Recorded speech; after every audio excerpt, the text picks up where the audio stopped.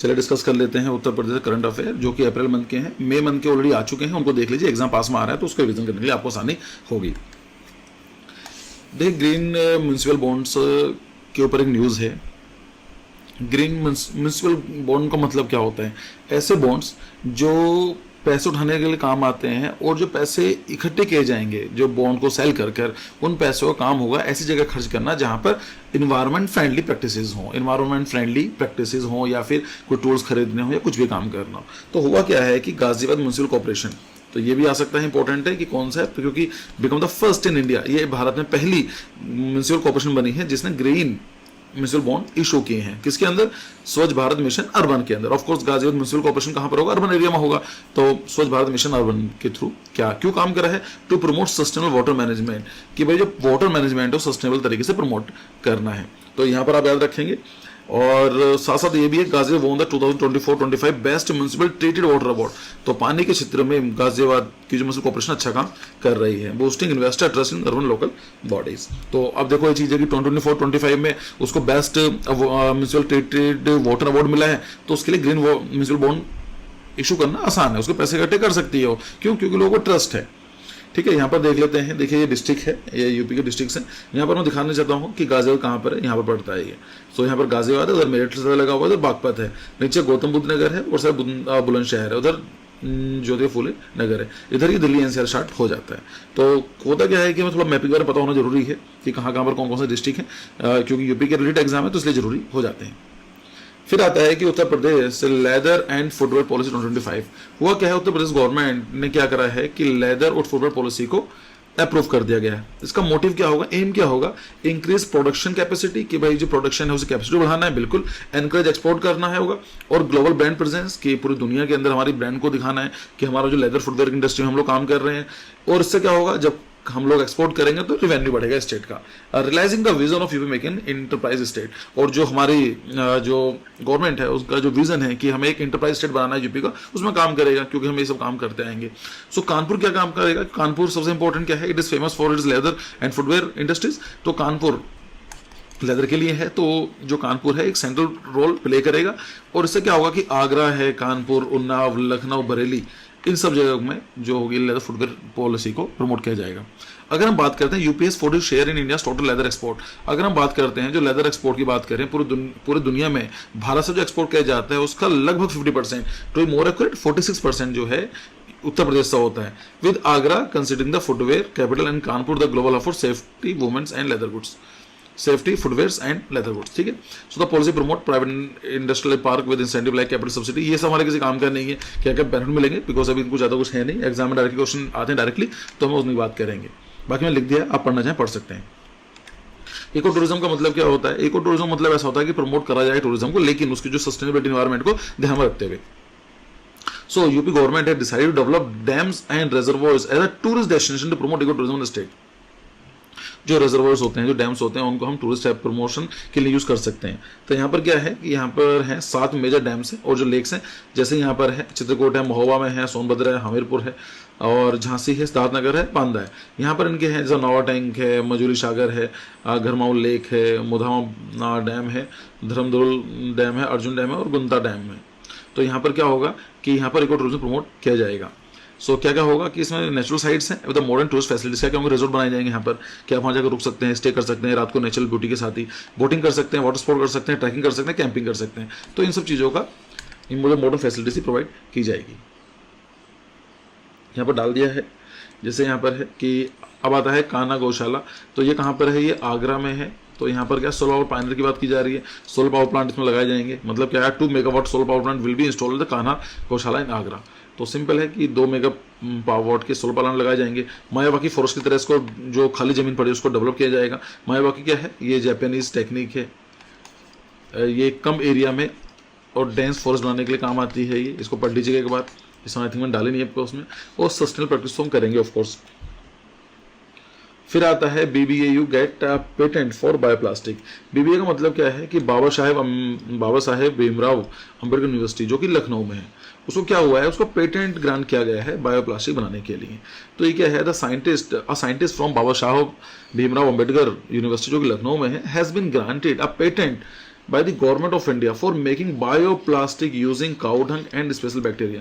तो एक बायोप्लास्टिक का मतलब है प्लास्टिक है लेकिन बायोलॉजिकल है, मतलब वो धीमे धीमे टाइम के साथ क्या होगी, वो बायोडिग्रेड हो जाएगी, मतलब वो गल जाएगी, खराब हो जाएगी, इन्वायरमेंट में परमानेंट नहीं रहेगी। जैसे प्लास्टिक की बात करते हैं तो प्लास्टिक हम लोग जानते हैं कि परमानेंट रहती है, एक बार प्लास्टिक बन गई है तो कभी खराब नहीं होती है, और उसका इन्वायरमेंट नुकसान भी इसी को देखने को मिल रहा है अपने को। तो अब क्या करा जा रहा है कि बायोप्लास्टिक क्या होगी, 40 से 50 साल लगेंगे, उसके बाद ऑटोमेटिकली इन्वायरमेंट को बिना नुकसान पहुंचाए खत्म हो जाएगी, तो डिकम्पोज हो जाएगी। तो ये कैसे बनाई जाएगी, काऊ डंग से, मतलब गाय गोबर से, और एक स्पेशल बैक्टीरिया उसको बनाई जाएगी। सो ये चीज़ें हैं। इसका इफेक्ट क्या हो, कॉस्ट इफेक्टिव सोल्यूशन है, क्योंकि हमारा क्या होगा कि the modified cow dung based medium reduce the cost of PHP production by the 200 times compare to traditional method. तो जो देखिए जो टेक्नोलॉजी होती है ये हाइड्रोक्सी बाइट्रेट, ब्यूट्रेट क्या है, ये प्रोड्यूस करने के लिए the technique produce a naturally degradable bioplastic can be use to make bottles, polybag and harmful useful items. ये सब काम करेंगे। तो इससे क्या होगा कि यहाँ पर शुगर कैन, मेज, व्हीट, इन सब चीज़ों को ना यूज कर जो काऊ डंक है उससे यूज किया जा सकता है, और ये क्या होगा 40 साल में डिकम्पोज हो जाएगी, तो इन्वायरमेंट को नुकसान नहीं पहुंचाएगी। So this research provide a new path toward the environment protection in the context of global warming and plastic pollution impact of biodiversity. तो जैसे मैंने बात की, सब लोग जानते ही हैं कि प्लास्टिक कितना नुकसान देती है एनवायरमेंट में। आप कहीं भी जाकर देखिए, लेक देख लीजिए, पानी नाले देख लीजिए, कोई इन्वायरमेंट कोई भी साइड देख लीजिए, हर जगह प्लास्टिक देखने को मिल जाएगी, और प्लास्टिक खत्म होने वाली जल्द नहीं है। फिर आता है IIT BHU top side of forensic hackathon 2025। बस नहीं याद रखना है कि किसने टॉप किया है। तो आईआईटी जो बीएचयू है उसने क्या करा है, फॉरेंसिक जो हैकेथॉन हुआ 25 में उसने टॉप किया है। So the research team from the school of biochemical engineering IIT BHU Varanasi जो है मैं won top honour the forensic hackathon 25। ठीक है, बस नहीं याद रखेंगे। अब कितने मिले हैं, 2 लाख रुपए 4 लाख रुपए मैटर नहीं करते हैं, बस नहीं याद रखना आपको। फिर कहता है स्पोर्ट्स महाकुंभ इन लखनऊ। तो यहाँ पर क्या है कि महाकुंभ हुआ है, एक स्पोर्ट्स महाकुंभ हुआ है लखनऊ में। सो इसमें क्या था, मेजर स्पोर्ट इवेंट है। तो 19 से लेकर 22 अप्रैल मतलब आसमान 4 दिन के लिए संसद खेल महाकुंभ होगा केडी सिंह बाबू स्टेडियम में Lucknow.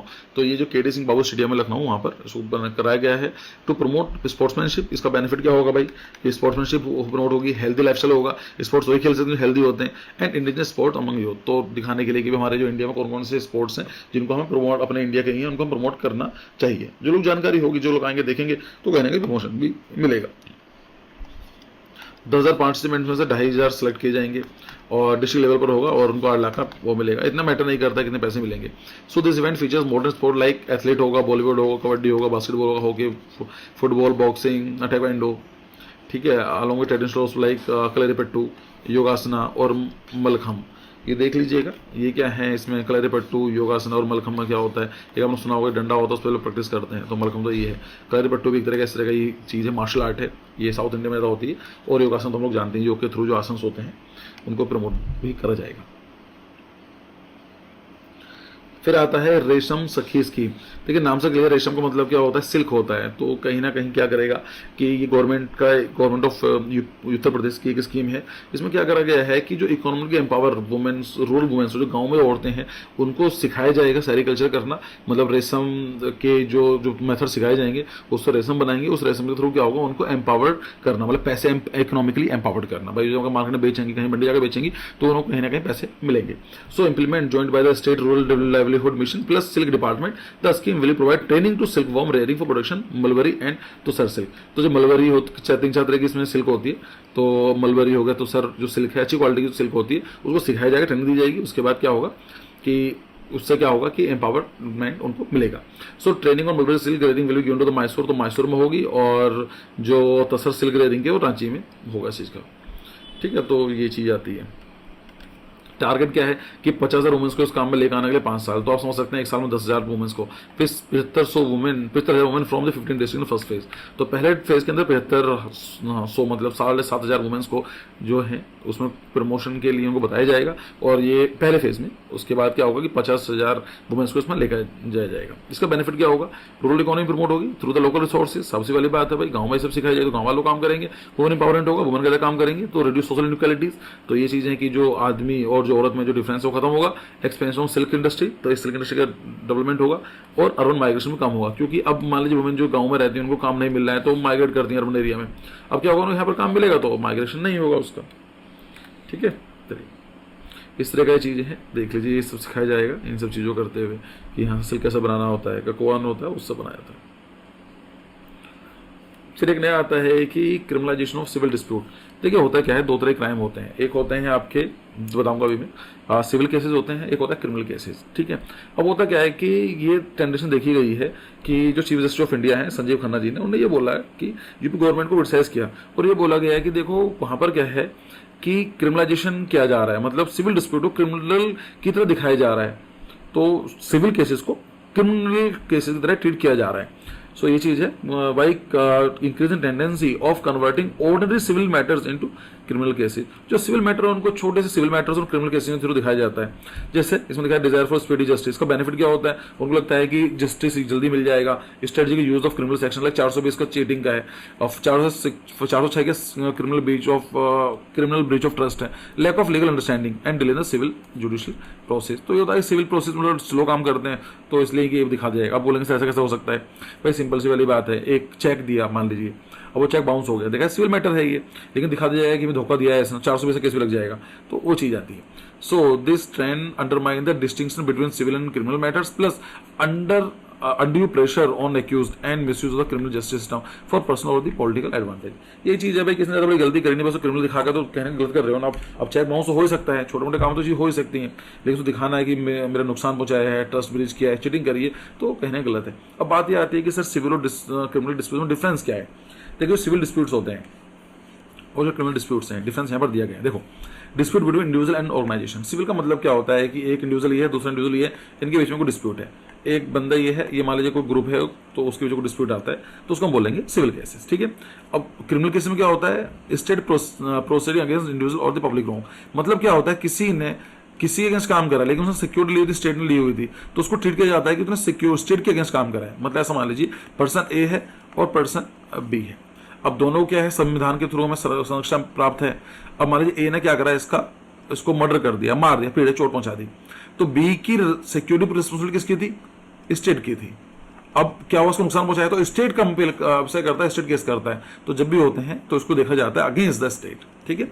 Focus on compensation and specific performance. इसमें ये होता है कि भाई ठीक है, एक चेक बाउंस हो गया है, तो चेक बाउंस का नुकसान कितना हुआ, मान लीजिए उसको अगर कुछ खरीदना था, उसको या नुकसान हो गया, उसको पैसे कंपनसेशन दे दिया गया, या फिर बोला गया चलो ठीक है चेक बाउंस हो गया, चेक ठीक कर दो आप उसको, ये चीज होगी। यहाँ पर क्या होता है, पनिशमेंट होता है और डिटरेंस होता है। क्रिमिनल केसेस के अंदर जो होता है, डिस्प्यूट के अंदर जो टारगेट होता है पनिशमेंट का होता है। किसी ने किसी को धोखा दिया है, मारा, पेटा, मर्डर किया, रेप किया, तो उसका पनिशमेंट देना, या फिर डिटरेंस पैदा करना सोसाइटी के अंदर कि भाई अगर आप तुम ये भी करोगे, कोई और भी करोगे, तो ये सजा मिलेगी।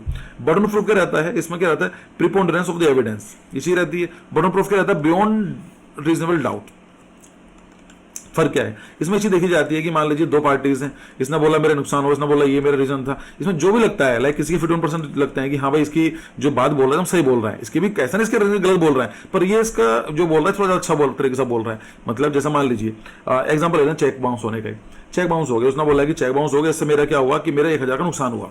उसने बोला कि चेक एक्चुअली मैं बाउंस जानबूझकर नहीं करा, लेकिन क्या था, मेरे पास चेक बुक खत्म हो गई थी, या फिर मान लीजिए बैंक बंद थी, या फिर मुझे ध्यान नहीं रहा, तो कोई भी चीज रही। उसने बोला कि ठीक है उसको गलती इसमें आपकी नहीं है, बट नुकसान इसको हुआ है, तो आप एक काम करो 10,000 या 1,000 इसको पेमेंट कर दीजिए। तो इसका भी ठीक है, लेकिन देखा जाए इसका जो आर्ग्यूमेंट है ज्यादा अच्छा दिया गया है, तो हम उसको दे देते हैं। बट क्रिमिनल केसेस में क्या होता है, बियॉन्ड रीजनेबल डाउट। इसमें क्या होता है कि डाउट नहीं होना चाहिए, इसलिए प्रॉपर दिखना चाहिए कि हाँ भाई सच में इसी गलती है, ठीक है। इसमें क्या होता है, पब्लिक प्रॉपर्टी डिस्प्यूट्स होते हैं, कॉन्ट्रैक्ट ब्रीच होता है, मैट्रिमोनियल केसेस होते हैं। प्रॉपर्टी का डिस्प्यूट मतलब किसने जमीन ले ली, बेच ली, खरीद ली, कुछ करा उसने, कॉन्ट्रैक्ट ब्रीच कर दिया। मैट्रिमोनियल केसेस हैं, शादी ब्याह वाले हो गए, सक्सेशन हो गया, ठीक है, अडॉप्शन हो गया। यहाँ पर क्या होता है, चोरी का हो, थेफ्ट का होगा, असॉल्ट का होगा, मर्डर का हो गया, क्रिमिनल कॉन्स्पिरेसी का, ये चीज हो गई। आई होप क्लियर है। चलिए आगे देखते हैं। NSC national stock exchange and UP government में क्या हुआ है, एक एमओयू साइन की गई है। अब एमओयू क्यों साइन करेगा एनएससी के साथ, यही चीज होगा भाई, लोगों को इस चीज में डाला जाए। मतलब क्या है, an important memorandum of understanding has been signed by the UP government and the national stock exchange to facilitate capital raising opportunity to the state. मतलब क्या है कि स्टेट की 96 lakh micro small medium enterprises जो स्टेट में MSME काम कर रही हैं, उनको पैसे की प्रॉब्लम होती है। तो बोला गया अगर आपको मान लीजिए आपका आइडिया अच्छा है, आपका स्टार्टअप अच्छा है, आपका एक बहुत ही एक इनोवेशन कुछ आप काम कर रहे हो, तो आप एनएससी के थ्रू, एनएससी जो प्लेटफॉर्म है वहां पर आप पैसे रेज कर सकते हो। तो उसमें ये काम करेगा। So the MSC can now raise fund by launching initial IPO. तो क्या काम करेंगे, कोई जो स्टार्टअप्स हैं जो एमएसएमई में आते हैं वो अपना आईपीओ लॉन्च कर सकती है। आईपीओ में क्या होता है, ऑफर करती है, और जैसा आपने भी आईपीओ वगैरह खरीदते हैं नाम सुना होगा, तो आप पैसे उनको दे रहे होते हैं एक्चुअली, ठीक है, इन्वेस्टमेंट कर रहे होते हैं, तो उससे क्या पैसे रेज कर सकते हैं। तो ये रहा है। अगला आता है 15th hockey senior mains national championship में क्या हुआ है, पंजाब को पहला स्थान मिला है, उसके बाद मध्य प्रदेश को नहीं, उत्तर प्रदेश को थर्ड मिला है। ठीक है, तो आपको याद रखेंगे पहला किसको मिला, पंजाब को, और हमारा यूपी को कितना मिला है, तीसरा स्थान मिला है। 15th hockey seniors man national championship के बारे में बात करें, कहाँ पर हुआ है ये हुआ है कि major Dhyanchand hockey stadium in Jhansi. तो झांसी में मेजर ध्यानचंद जी का जो स्टेडियम है, जो मेजर ध्यानचंद हॉकी स्टेडियम है झांसी में, वहाँ पर ये चैंपियनशिप कराई गई थी, जिसके अंदर उत्तर प्रदेश को थर्ड प्लेस मिला है। ये इंपॉर्टेंट याद रख लीजिएगा। ठीक है, आगे देखते हैं। जैसे आप देख सकते हैं पंजाब के लोग हैं। कैलाश मानसरोवर यात्रा रिजम्पशन देखिए हुआ था कोविड-19 के टाइम पे। ये कैलाश मानसरोवर जो यात्रा थी उसे बंद कर दिया गया था, जो कि चाइना में है। अभी क्या हुआ, 5 साल के बाद इसको फिर से और रिओपन किया गया है। हाँ, 750 ही लोग पहले राउंड में भेजे गए हैं, लेकिन अब देखा जा रहा है कि एमएसआई वगैरह की जा रही हैं, कहीं ना कहीं इसको आगे भी प्रमोशन मिलेगा। अब कई सारे 2-3 रास्ते हैं जाने के, एक तो आता है सिक्किम से, एक आता है उत्तराखंड से, जाते हुए ट्रैक करना होता है, डिपेंड करता है। तो ये चीज़ है कि मानसरोवर यात्रा कहाँ पर है, कैलाश माउंट कैलाश है वो कहाँ पर मिलेगा आपको, मानसरोवर लेक के पास, जो कि है तिब्बत में, मतलब चाइना के पास है, चाइना में है। तो ये किया जा रहा है। अब आता है 1 KGBV 1 गेम स्कीम। 1 KGB का मतलब क्या है, देखिए KGBV इसका मतलब Kasturba Gandhi residential school girls school, Kasturba Gandhi residential girls school. ठीक है, तो यहाँ पर क्या हुआ है कि उत्तर प्रदेश गवर्नमेंट ने एक स्कीम लॉन्च की है 1 KGBV एंड 1 स्पोर्ट्स स्कीम। साफ सी वाली बात है, एक KGBV जो स्कूल होगा वहां पर हम एक प्रॉपर स्पोर्ट प्रमोट करेंगे। So in as a sporting talent of the girls studying in KGBVs। यहाँ पर क्या होगा, 2 KGB schools from each 70 district. 73 district में से जितने भी डिस्ट्रिक्ट्स हैं उसमें से 2 KGB स्कूल को चूज किया जाएगा, जिसमें कानपुर देहात में सिर्फ एक ही है, तो उसको एक्सेप्ट कर दिया गया है। प्राइवेट प्रोजेक्ट तरह होगा, अभी तो सिर्फ 2 चूज करे जाएंगे, बाद में सब प्रमोट कर देंगे। A sport committee in each school will selected to sport based on student interest in available resources. वो क्या काम करेगी, वो देखेगी एक स्कूल है पर्टिकुलर, मान लीजिए स्कूल है कहीं पर भी, गाजी मान लेते हैं, यहाँ पर है, तो ये देखिए कि यहाँ पर कौन से रिसोर्सेज अवेलेबल हैं, कौन सा स्पोर्ट्स में बच्चों का इंटरेस्ट भी है, एक स्पोर्ट को देखा जाएगा, उसको क्या करेगी, प्रमोट करेगी। तो ये चीज़ स्कीम आ गई। ठीक है, तो ये आ सकता है, ये क्या है, किस काम के लिए होगी, क्या चीज़ें। अभी क्या करेंगी कि 70 डिस्ट्रिक्ट के जो सिर्फ 2 को ही चूज करेंगी, और बाद में क्या करें, उसको आगे प्रमोट कर देंगे। पायलट बेसिस स्टार्ट किया जा रहा है।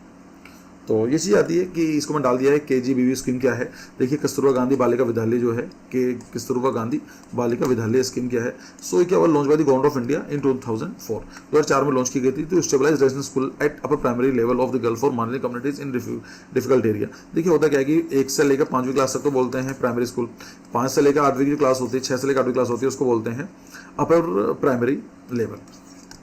तो 6 से लेकर 8वीं क्लास के जो बच्चे हैं, जो लड़कियां हैं, जो बच्चियां हैं, अगर उन्हें घर में प्रॉब्लम है, मार्जिनल कम्युनिटी से आती हैं, तो उनको एक स्कूल दिया जाएगा जहाँ पर रह भी सकती हैं, मतलब रेजिडेंशियल स्कूल होगा।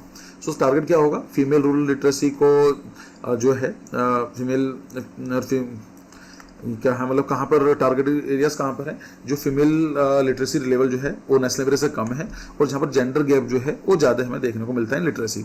तो सिंपल ये चीज़ है कि 70% जो रिजर्वेशन होगा वो SC ST OBC minority groups आने चाहिए, और जो 25% जो होगा वो जो बिलो पॉवर्टी लाइन से ही। मतलब ये ऐसा नहीं है कि जो पैसे वाले लोग वहाँ जा सकते हैं, अगर SC ST OBC और माइनॉरिटी कम्युनिटी से आ जाए तो जो डेफिनेटली जा सकते हैं, या फिर जो बाकी 25% सीट होंगी वो कैसे भरी जाएंगी, वो ये है कि BPL जो BPL के नीचे होंगे उनको डाला जाएगा। उत्तर प्रदेश जो आता है फर्स्ट इन GI टैगिंग, तो ज्योग्राफिकल आइडेंटिफिकेशन टैगिंग में सबसे ऊपर है उत्तर प्रदेश, तो इसको याद रखेंगे। जैसे यहाँ पर डाल दिया बनारस में क्या है, म्यूजिक इंस्ट्रूमेंट्स क्या है, तो सब चीज़ चेक कर लीजिएगा। फिर कथक के लिए डांसर कामुदिनी लखिया जी पासिस अवे, तो एक कथक डांसर थी जिनके अभी जैसे 12 अप्रैल 2025 में ये चली गई हैं। So Kathak artist and choreographer Kumudini Lakhia pass away the age of 95, 95 साल की थी, due to the age related illness at residence Ahmedabad. तो ये वो चीज़ है। तो यहाँ पर ये देख लीजिए कि अहमदाबाद में इनका जन्म हुआ था, और ये जयपुर घराने से इन्होंने सीखा था। तो ये चीज़ें मैं दिखा भी देता हूँ, इनकी फोटोग्राफ ये थी। ठीक है, नेक्स्ट देखते हैं। फिर आता है कि फूड इंडस्ट्री अपग्रेडेशन स्कीम। क्या हुआ है कि first national ranking Uttar Pradesh ने secured the first place in the country in implementation the Pradhanmantri micro food processing enterprises upgradation scheme. तो ये चीज़ है क्यों, 101 दिन के अंदर लोन दिया जाता है, 40% ग्रोथ देखने को मिली है, और 56% इंक्रीज में बजट में देखने को मिला है, 300 करोड़ रुपये एक्स्ट्रा दिए गए हैं। ठीक है, Pradhanmantri formalisation of the macro food processing enterprises scheme, इसको देख लीजिए है क्या है ये स्कीम के बारे में बात की जा रही है, इसको हम लोग पढ़ लेते हैं। सो लॉन्च ऑन दी जून 29 2020 में ये लॉन्च की गई थी। ये सेंट्रल स्पॉन्सर्ड स्कीम है by Ministry of Food Processing Industry. It is designed to address the challenges faced by macro enterprises and type of potential group and cooperative to support the upgradation and formation of these enterprises. देखिए होता क्या है कि food processing industry में क्या है, जो small जो एंटरप्राइजेज होते हैं उनकी जो प्रॉब्लम्स होती है उनको देखा जाता है, उनको देखने के बाद उसमें जो भी उनको हेल्प करने के लिए ये स्कीम काम करती है। आगे देखते हैं शहनाई सिक्योर जीआई टैग। तो यहाँ पर दो चीज देख लीजिए, अब रिसेंट में न्यूज़ है कि बनारसी शहनाई जो है और जो बनारसी तबला है इन दोनों को जीआई टैग मिला है। ठीक है, तो आगे देखते हैं, ये है बनारसी शहनाई। इंडिया स्किल रिपोर्ट 125 क्या बोलती है, देखिए कि 80% ऑफ यू, जो मतलब एक तरह से बताया, इसमें कुछ क्वेश्चन बनने के चांसेस तो कम है, लेकिन मैं सोचा कि थोड़ा बता देता हूँ इसमें क्या चीज़ है। देखिए 80% UP youth are proficient in mathematics and computer skills, securing first position nationally ahead of the Andhra Pradesh. मतलब क्या है कि यूपी के 80% जो यूथ हैं वो मैथमेटिक्स और कंप्यूटर स्किल्स में ठीक है। इंग्लिश प्रोफेशन के बारे में बात करें, UP secure third place after Maharashtra and Karnataka. तो इंग्लिश की बात करें तो तीसरा स्थान है हमारा, मतलब पहले महाराष्ट्र आता है, दूसरा कर्नाटका, तीसरा यूपी आता है। क्रिटिकल थिंकिंग के बारे में बात करें तो UP rank first in critical thinking, followed by the Rajasthan and Madhya Pradesh. Critical thinking in UP 1, Rajasthan 2 and MP 3rd। UP का second most preferred state for internship after Tamil Nadu. अगर हम बात करें इंटर्नशिप प्रेफरेंस की तो तमिलनाडु के बाद हम लोग सेकंड नंबर पर आते हैं। तो ये चीज़ है, क्वेश्चन बनने के चांसेस कम है, बट फिर मैंने डाल दिया है। जीरो पॉवर्टी प्रोग्राम क्या है, देखिए जीरो पॉवर्टी प्रोग्राम पहले से ही था, उसका नाम चेंज कर दिया गया है। तो the CM of Uttar Pradesh has announced a zero poverty programme being launched in the state will be named after Baba Saheb doctor Bhimrao Ambedkar ji, इनके नाम पर रख दिया गया है। इससे काम क्या होगा, the programme to ensure no person UP is deprived of the basic facilities and connect poor and marginal community to all government scheme. भाई सिंपल सी वाली बात है, और अम्बेडकर जी का नाम क्यों लिया है, क्योंकि सोशल जस्टिस के लिए उनको आगे देखा जाता है। ठीक है, अब काम कैसे करेगी ये स्ट्रेटजी, देखिए जितनी भी ग्राम पंचायत होंगी, इन एवरी ग्राम पंचायत 20 से 25 फैमिलीज को आइडेंटिफाई किया जाएगा जिनको अभी भी लगता है कि यार सबसे ज्यादा गरीब है, बेसिक फैसिलिटीज उनको नहीं मिल रही है। So the state government will work to provide all government facility like प्रधानमंत्री आवास योजना, उनको फैसिलिटी प्रोवाइड करेगी, टॉयलेट प्रोवाइड करेगी, पानी की देने की कोशिश करेगी, drinking water, electricity, gas connection, Ayushman card, pension scheme. तो इस तरह से ये काम करेगी। रोहिन बैरेज प्रोजेक्ट है, ये क्या हुआ है कि सीएम जो है उत्तर प्रदेश के, इन्होंने भी किया। रोहिन बैरेज प्रोजेक्ट है जो महाराजगंज में है। तो यहाँ पर क्या हुआ है कि it is an important irrigation infrastructure project of eastern Uttar Pradesh farmer, तो उसको इनोग्रेट किया है, तो इसलिए न्यूज़ में है। सो बैरन बैरेज क्या है, जो है 80 मीटर लंबा होगा and provide irrigation facility in the both bank, direct benefit more than 7,000 hectare of the cultivated land, जो जिसकी वजह से 7,000 हेक्टेयर कल्टिवेटेड लैंड को इरिगेशन प्रोवाइड किया जाएगा। ये इसकी फोटोग्राफ है। अब क्या हुआ है कि system for preventing vehicle theft, देखिए गाड़ियाँ बहुत सारी चोरी होती हैं, और तो अभी क्या हुआ है कि नोएडा का एक कॉलेज है जिसने एक तरह का सिस्टम डेवलप किया है, इनोवेटिव टेक्नोलॉजी डेवलप की है, जिसके थ्रू क्या होगा कि उसको हम ट्रैक कर पाएंगे अगर कोई चोरी हो जाती है गाड़ी की। कैसे काम कर देखते हैं। A special device developed by the scientists and the government college in Noida, Uttar Pradesh for tracking stolen vehicle has been granted patent by the government of India, और गवर्नमेंट ऑफ इंडिया को patent भी दे दिया गया है। सो क्या काम करेगा, multi point tracking है। तो the system named system for preventing थीट for vehicle install wireless chip in 3 main part of the vehicle. मतलब क्या होता है कि 3 चिप लगेंगी पूरी गाड़ी के अंदर, एक चेसिस पर होगा, एक इंजन पर होगा, एक नंबर प्लेट पर होगा। तो ये तीनों आपस में कोऑर्डिनेट करके मतलब कहीं भी जाएंगे तो उसको ट्रैक करना आसान हो जाएगा। So chips are specially coded, allowing them to be identified even if used elsewhere. तो यहाँ पर वो कहीं भी यूज करके देखा जाएगा। The system act like an FASTag reader and chip and help police confirm stolen vehicle part. According to the NCRB report, Delhi में सबसे ज्यादा चोरियां होती हैं गाड़ी की। ODOP 2.0 पॉलिसी क्या है, 1 डिस्ट्रिक्ट 1 प्रोडक्ट में इसको फिर से और इन्हेंस किया गया है। अभी तक क्या था कि जितने भी डिस्ट्रिक्ट हैं उसमें हम लोग ये प्रोडक्ट सेलेक्ट करेंगे, उसको हम लोग आगे कोशिश करेंगे लोग उसको जाने पहचाने या सेल करें। अब वहाँ क्या हुआ है, 2.0 स्कीम लॉन्च की गई है। उसमें काम क्या होगा, इसमें ब्रांडिंग करना हो गया कि उसको अच्छा से दिखाना, ब्रांड करना, पैकेज करना, मार्केटिंग करना और क्वालिटी इंप्रूवमेंट का भी काम किया जाएगा। सो 2.0 स्कीम में एक टारगेट रहेगा। UP police portal receive SKOCH award. देखिए हुआ क्या है कि आप लोग जानते हैं कि इलाहाबाद में ये महाकुंभ हुआ है, उसकी वजह से यूपी पुलिस को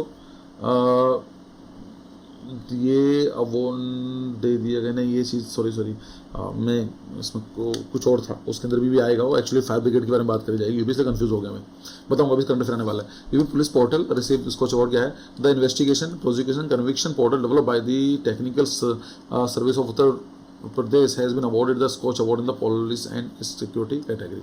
तो ये चीज़ आती है कि यूपी गवर्नमेंट है, यूपी गवर्नमेंट की जो पुलिस डिपार्टमेंट है, उसने क्या काम करा है कि इन्वेस्टिगेट करना, प्रोसिक्यूट करना, कन्विक्ट करना, एक पोर्टल डेवलप किया था, उस पोर्टल देखते हुए इसको अवार्ड दिया गया है। सो काम क्या है? The portal monitor the investigation process case related to mafia, कोई माफिया रिलेटेड केस होते हैं, पोस्को से रिलेटेड केस होते हैं, prevention of child against sexual offence है फुल फॉर्म, रेप के लिए हिंदस क्राइम जो होते हैं उसको चेक कर सकते हैं। तो ये देखा। अच्छा, स्कॉच अवार्ड क्या 2003 में ये स्कॉच ग्रुप ने बनाया था। It is an independent civilian award giving to the individual. तो ये जो प्रोजेक्ट वगैरह जो काम के इंस्टीट्यूशंस होते हैं, जो काम करते हैं सिस्टम डेवलपमेंट के ऊपर इंडिया के लिए, उनको अवार्ड दिया जाता है। Women led solar shops in Uttar Pradesh. हुआ क्या है? यूपी गवर्नमेंट ने एक स्कीम लॉन्च की है। तो समझ लीजिए 3303 मतलब लगभग 3300 जो सोलर पावर शॉप्स हैं वो अंडर द CM युवा साथी योजना के थ्रू इन वुमेन को empower women to independent run sustainable retail outlet, मतलब दुकानें दी जाएंगी जहाँ पर वे सोलर सिस्टम को सेल वगैरह कर सकती हैं। तो इससे क्या होगा? रिन्यूएबल एनर्जी प्रोडक्ट की बात की जाएगी, जैसे इसके अंदर क्या होगा? सोलर फ्रीजर हो गए, कोल्ड स्टोरेज हो गया, फ्लोर मिल्स हो गए, ड्रायर्स हो गए, फूड प्रोसेसिंग मशीन्स हो गई। ट्रेनिंग एंड सपोर्ट भी दिया जाएगा। ठीक है। UP first bio CNG plant. देखिए हुआ क्या है कि प्रयागराज में उत्तर प्रदेश का पहला एंड इंडिया का सेकंड, मतलब भारत का दूसरा है ही और यूपी का पहला है वेस्ट टू CNG। नाम से क्लियर है भाई, वेस्ट टू CNG। ये वेस्ट होगा कुछ, उस वेस्ट हम लोग CNG बनाएंगे, तो बोलते हैं waste to CNG plant is being established in Prayagraj. ठीक है, प्रयागराज में बनाया गया है। तो ये क्वेश्चन डायरेक्टली आ जाएंगे कि अभी बनाया गया कहाँ पर बनाया जाएगा? तो Prayagraj. Open through innovative public private partnership model बनाया जाएगा। ठीक है, ये कितना प्रोडक्शन है इसकी जरूरत नहीं है, बस याद रखना प्रयागराज में ही। First in digital transaction DBT।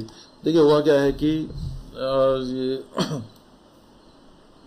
Uttar Pradesh में ये चीज़ बात आती है कि under the direct benefit transfer, जो DBT है डायरेक्ट बेनिफिट ट्रांसफर, मतलब सिंपल है, जो बेनिफिट देना है कि उसके डायरेक्ट अकाउंट ट्रांसफर कर दो।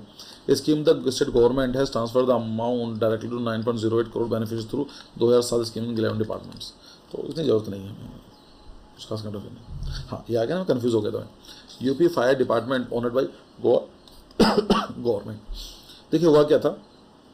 1 अप्रैल 2025 को गोवा गवर्नमेंट ने उत्तर प्रदेश की फायर डिपार्टमेंट को ऑनर किया। एंड क्यों ऑनर करा? For excellent fire fighting and disaster management services during Mahakumbh 2025 में। 2025 में महाकुंभ हुआ था प्रयागराज में। तो जो फायर डिपार्टमेंट का बहुत अच्छा रोल रहा है, क्योंकि वहाँ डिजास्टर हो सकता, आग लग सकती थी, उसको इतना सही से डील किया गया, इसलिए गोवा पुलिस ने इसको, गोवा गवर्नमेंट ने ऑनर किया है। तो ये चीज़ है, सब कुछ अच्छा चल रहा है यूपी के अंदर, लेकिन कुछ ना कुछ क्रिटिकल इश्यूज भी हैं। जैसा बात की जाती है कि child mortality rate in Uttar Pradesh, under 5 mortality. देखिए मोर्टेलिटी का मतलब होता है मर जाना। ठीक है, अंडर 5 का मतलब क्या होगा कि ऐसा बच्चा जो 5 साल की उम्र अचीव करने से पहले ही मर जाए, उसको बोलेंगे अंडर 5 मोर्टेलिटी। तो ये आता है कि इंडिया के अंदर हम बात करें तो जो यूपी की बात करें 43 है, 43 आउट ऑफ 1000, मतलब 1000 बच्चों में से 43 बच्चे ऐसे होंगे जो अनफॉर्चुनेटली इनकी डेथ हो जाएगी, 5 साल पूरा भी नहीं कर पाएंगे। इन्फेंट मोर्टलिटी का मतलब क्या होता है? जो बच्चे होते हैं 4 वीक के अंदर, 28 डेज के अंदर अगर डेथ हो जाती है, बोलते हैं इन्फेंट मोर्टेलिटी। तो 1000 में से 38 बच्चे ऐसे होते हैं। न्यू नटाल मोर्टेलिटी क्या होते हैं कि जो पैदा होते ही मर जाते हैं, वो क्या 28 बच्चे ऐसे होते हैं। और मैटरनल मोर्टेलिटी का मतलब क्या होता है कि 1000 में से 167 है, जिससे मदर की डेथ हो जाती है, मैटरनल मोर्टेलिटी। तो कहीं ना कहीं यूपी को इंप्रूव करने की जरूरत में दिखाई गई। फैक्ट है, अनंत नगर हाउसिंग स्कीम है। सो यूपी के जो चीफ मिनिस्टर हैं उन्होंने एक अनंत हाउसिंग स्कीम लॉन्च की है लखनऊ में, जिसके अंदर 6500 करोड़ की प्रोजेक्ट स्कीम होगी, जिसमें 785 एकड़ में हाउसिंग बनाई जाएगी और ये हाउसिंग दी जाएगी गरीब लोगों को।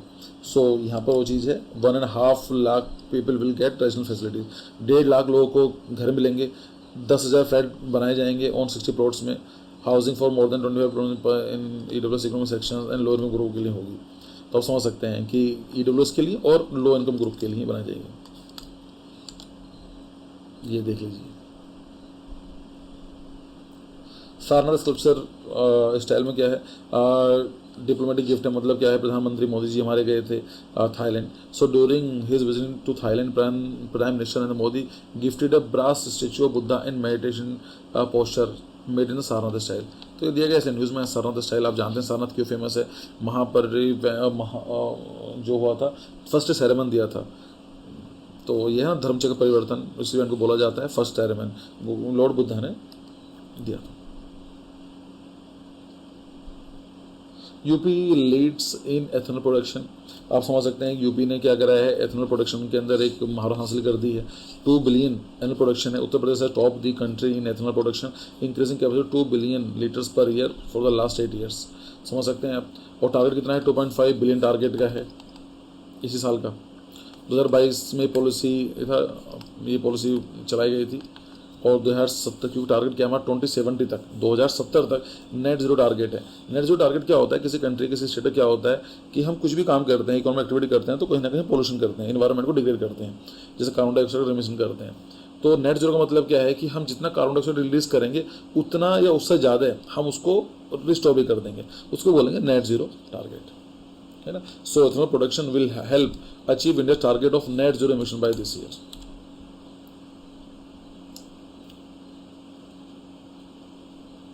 मथुरा हेरिटेज कॉरिडोर प्रोजेक्ट नाम से क्लियर है। मथुरा हमारी पिलग्रिम साइट है, बहुत सारे मंदिर है, मस्जिद भी आई थिंक होंगे, मंदिर के लिए फेमस है। तो मथुरा हेरिटेज कॉरिडोर बनाया जा रहा है। तो यहाँ पर क्या होगा, न्यू डेवलपमेंट इनिशिएटिव है आफ्टर अयोध्या और काशी जो कॉरिडोर बनाए गए हैं, Ayodhya corridor, Kashi corridor. Uttar Pradesh government ने क्या करा, डिसाइड करा है कि हम हेरिटेज कॉरिडोर बनाएंगे Mathura to promote tourism and improve regional connectivity. Tourism promote होगा भाई, रोड अच्छी बनेगी वहाँ पर, और कनेक्टिविटी को हम लोग इंप्रूव करेंगे। तो 6 किलोमीटर मिनी लिंक बनाया जाएगा एक्सप्रेस होता हुआ, और ये बांके बिहारी टेम्पल को जोड़ेगा विद यमुना एक्सप्रेस वे नीचे आती है। सो यहाँ पर क्या क्या इंपॉर्टेंस मिलेगी, कन्वेंशन सेंटर मिलेगा, आर्ट इंस्टीट्यूट मिलेगा, योगा एंड नेचुरोथेरेपी सेंटर मिलेगा, हॉस्पिटल मिलेगा, रिजॉर्ट मिलेगा, इलेक्ट्रिक बस डिपो वगैरह मिलेंगे। फिर आता है national junior girls handball championship. तो ये हैंडबॉल है, इसमें क्या हुआ है कि यूपी ने 47वां जो नेशनल जूनियर हैंडबॉल था उसको for the first time defeating Himachal Pradesh final. तो पहली बार हिमाचल प्रदेश को हरा के फर्स्ट पोजीशन मिली है। तो बस याद रख लीजिएगा कि first position national junior girls handball championship में बलिया में है। बलिया में हमें देखने को मिला है क्रूड ऑयल डिस्कवरी देखने को मिली है, जो कच्चा तेल होता है उसकी डिस्कवरी देखने को मिली है। तो ONGC, Oil and Natural Gas Corporation, discovered huge reserves of the crude oil at the depth of 3000 metre, 3 kilometre नीचे, Sagarpalli village of the Ballia district located in Ganga basin of Uttar Pradesh. यहाँ पर किसी मिली है।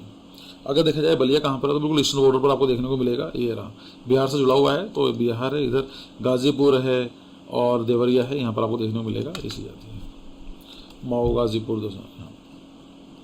तो ये फोटोग्राफ भी है। टेक कीर्ति 2025 क्या है, टेक कीर्ति देखिए क्या है कि एशिया लार्जेस्ट टेक फेस्टिवल है। So Asia largest inter college technology and entrepreneurship festival Techkriti was organised by the IIT Kanpur ने करा था फ्रॉम मार्च 2027 से लेकर 30 तक, और विद द थीम पंतरई, मतलब everything flows.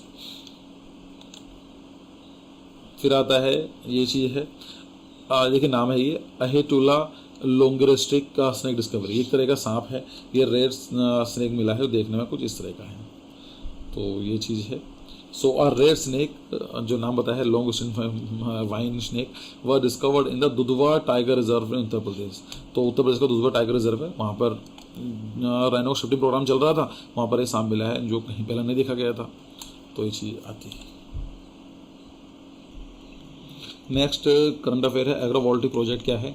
Uttar Pradesh has become the first state in India to adopt the agrovoltaic project, a technology that allows farmers to produce electricity while growing their crop using photovoltaic technology।